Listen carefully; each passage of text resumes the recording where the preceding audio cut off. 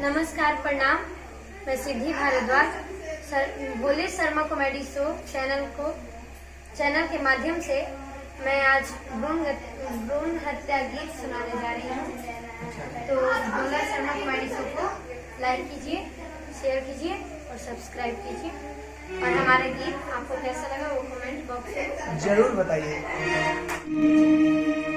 दिखानी ना माई तोहके, दिखानी ना बाबूजी के, दिखानी ना माई तोहके, दिखानी ना बाबूजी के, पेटवे में बनी जबूर रे, हमारा के मरो जाने पेटवे में माई, कहीं हम कवान कसूर रे माई, कहीं हम कवान कसूर रे, दिखानी ना माई तोहके, दिखानी ना बाबूजी के, पेटवे में बनी जबूर रे,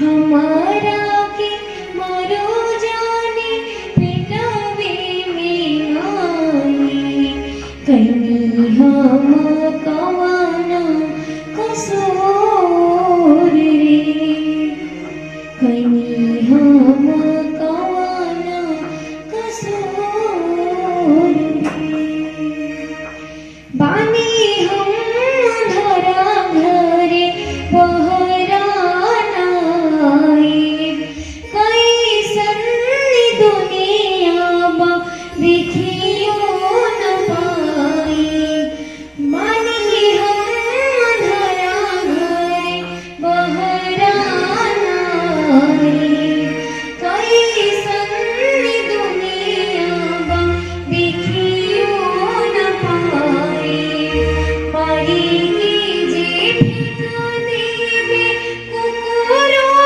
से अरवा के, मारी की जे फेंका देवे कुकुरों से अरवा के, पेटवो ना भरे भरपूर रे, हमारा के मरो जाने पेटवे में माई, कहीं हम कवान कसूर रे माई, कहीं हम कवान कसूर रे। बहुत अच्छा लगा, बहुत बहुत धन्यवाद आपका हमारे चैनल पे। और बहुत अच्छा लगा, शायद हमारे दर्शकों को भी अच्छा लगा होगा। तो लाइक, शेयर, कमेंट करना ना भूले दोस्तों।